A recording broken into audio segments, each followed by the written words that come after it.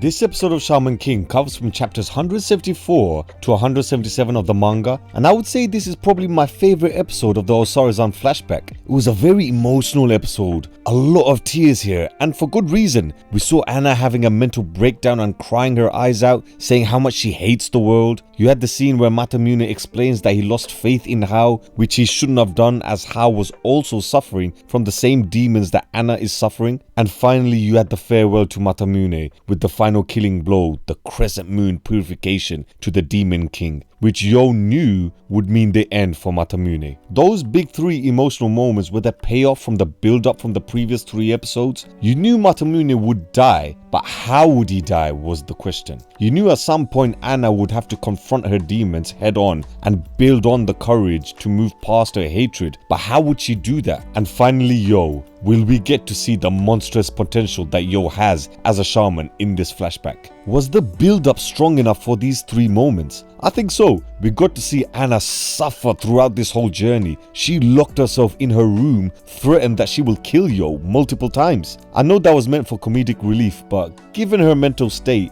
and in this very episode she ordered the demon to kill Yo, I wouldn't put it past her if she meant it all those times in the previous few episodes.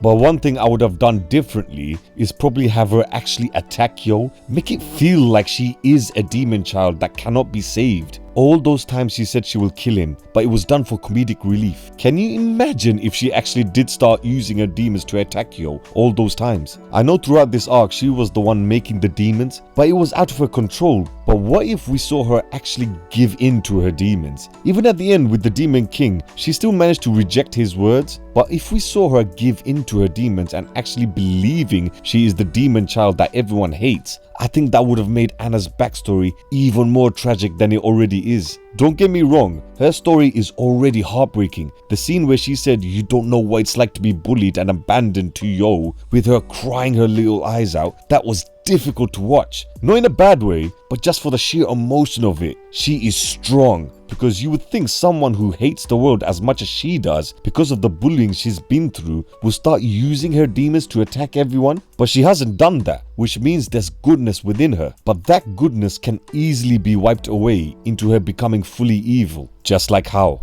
This flashback is basically saying if Hao had someone to help him through his demons, he could have avoided the dark path he's on now, which is one of the regrets of Matamune, which is why he decided to sacrifice himself in helping Yo save Anna. But the question I'll ask you guys, would you do anything different in this flashback, or would you keep it the same? The flashback is brilliant, there are no flaws, but I would say just to make it more heart-wrenching, I would have had Anna be the main antagonist of the flashback rather than the demons. I know one of the major themes of the flashback is for Anna to confront her demons, but she was more or less suppressing them anyway. But having her fully embrace her demons would have made the final clash between Yo and the Demon King that much more emotional. Because if Anna did end up using the demons for her own gain, the final clash would have been Anna and the Demon King versus Yo and Matamune. Whoever loses, their spirit ally would disappear forever, which would have made the stakes more higher, as not only Anna and Yo are having a death fight, but Matamune's Furyoku is also running very low, so Yo is in a rough spot with this one. But these are just little tweaks to the story that I think would have made the flashback a bit more gut-wrenching. But like I said already, the story already had Anna's backstory there for the emotional punch.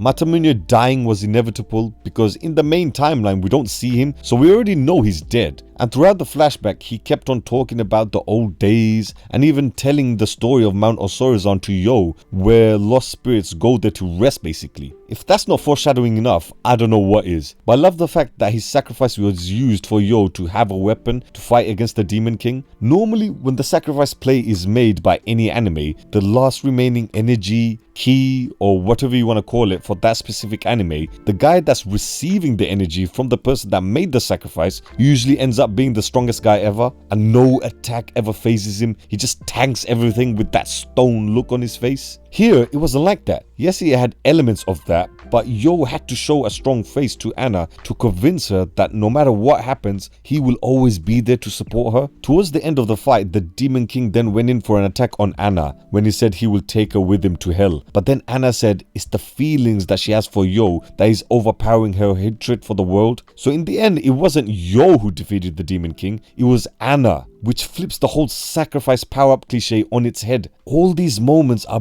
building blocks for Anna to eventually break out of her depression. Matamune sacrificed himself to give Yo the Crescent Moon purification to go toe-to-toe with the Demon King, which then leads to Anna to witness Yo fighting for her, despite her summoning the strongest demon, which gives her the hope to finally confront the Demon King and make him go away forever. All of these moments add up, which is why the flashback is so good. Overall, it was a highly emotional episode. The best episode of the 4-part series in my opinion. We'll be releasing an overall Osorezan flashback review very soon, so stay tuned for that. We'll be going more in depth in the analysis for that video, so click that notification bell to be notified when that video is dropped. Comment below your thoughts on the episode and which of the 4 episodes was your favorite in this flashback arc. I'm really curious to know, and don't forget to subscribe to the Shaman Tribe.